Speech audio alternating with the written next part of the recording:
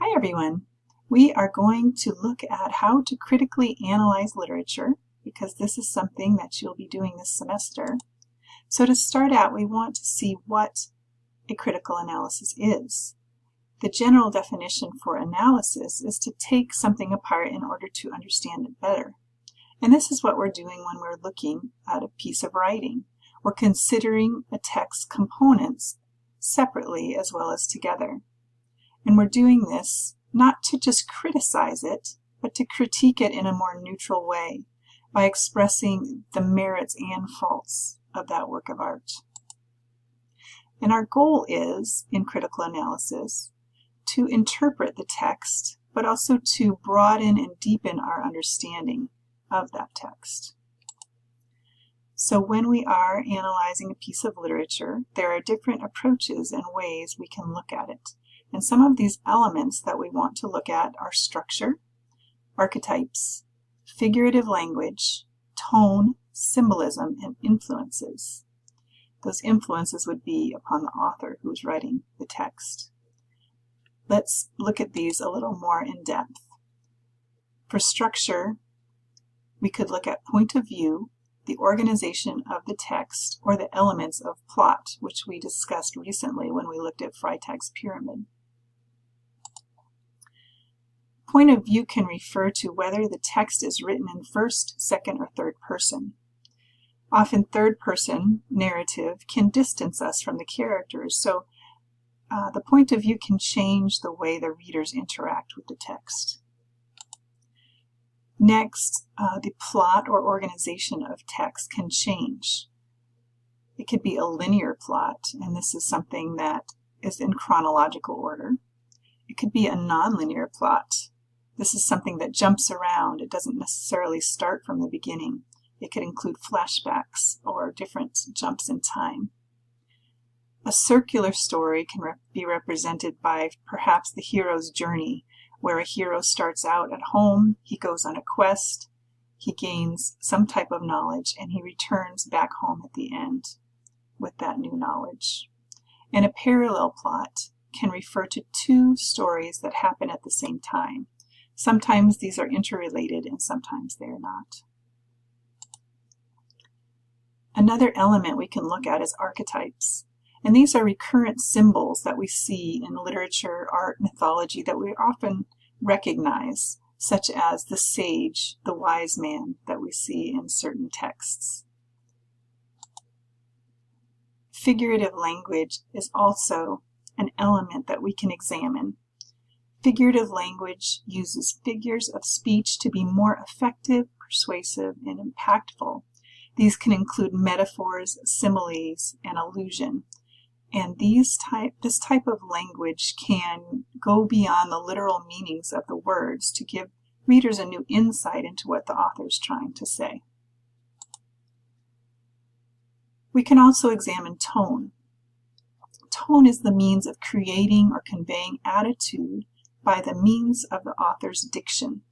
Diction means word choice. So by the words that the author chooses, he can convey different types of meaning to us. And imagery is another way to set tone in a piece of literature. Let's look at an example here with Edgar Allan Poe's story, The Black Cat. Notice the highlighted words he uses to set a certain type of mood and tone in this story. It says, "From my infancy I was noted for the docility and humanity of my disposition. My tenderness of heart was even so conspicuous as to make me the jest of my companions. I was especially fond of animals and was indulged by my parents with a great variety of pets." So you can see these words, docility, humanity, fond, these all give a tender tone to this piece of writing here. This is something we can examine as we looked through all kinds of stories to look at the word choice the author uses and what kind of tone he's trying to set. Another element is symbolism, and a symbol typically encompasses both a literal meaning and a figurative meaning. One of the keys to recognizing symbolism in a story is realizing that a symbol must be present literally in the text and also can represent something other than its literal meaning. In The Hunger Artist, which you're going to be reading this week, there are symbols there. One is the cage that the hunger artist is in. This can represent alienation from society. It can also be a protection from the audience for the hunger artist, from their lack of understanding of him. Another symbol in the hunger artist is the panther. He's very vital. He's the exact opposite of the hunger artist and receives the recognition the hunger artist could not win. So in this story, you can examine it for symbols and see what kind of things that Franz Kafka is trying to get across here by the use of these symbols. We also want to consider the influences on the author himself, because what's going on in the world around the author at the time and the experiences he's had in life largely impact what he's writing about. So we need to consider the author's time in history, the literary movements that were going on at the time, and other influences from the author's personal life. So if we look at Franz Kafka's history to prep for the story A Hunger Artist, we can see he was born in 1883 in Prague. He was the eldest son of an upper middle class Jewish family. He had already lost 2 brothers by the time he was 6 years old, and his 3 sisters died in Nazi death camps.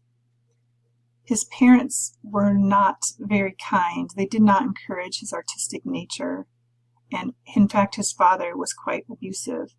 When you watch the Kafka video this week, you'll see a little more detail about the kind of treatment that Kafka endures. Next, you can look at, and this is not an American literary movement, this is a mindset at the time that was happening during the time that Franz Kafka was writing. That was German Expressionism.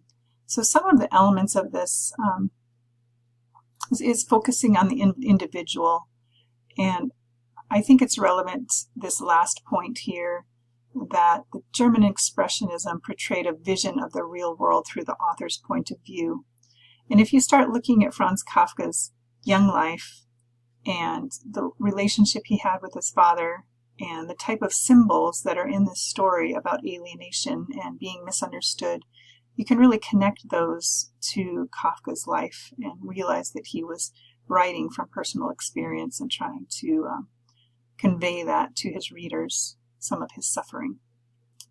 So to look over this information one more time, to critically analyze a piece of literature, it's essential to examine the components of a text separately as well as together to broaden your understanding of the text.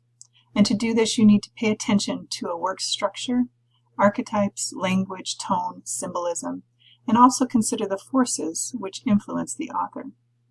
So as you start looking at Franz Kafka's story this week, keep in mind that you're going to be writing a comparative essay comparing this work, A Hunger Artist, to the reading next week, which will be Flannery O'Connor's Everything That Rises Must Converge. So begin looking at these elements, analyzing it, writing about them in your reading response this week, and that'll help prepare you for getting this comparative essay started. I hope this helps you, and please email me if you have any questions.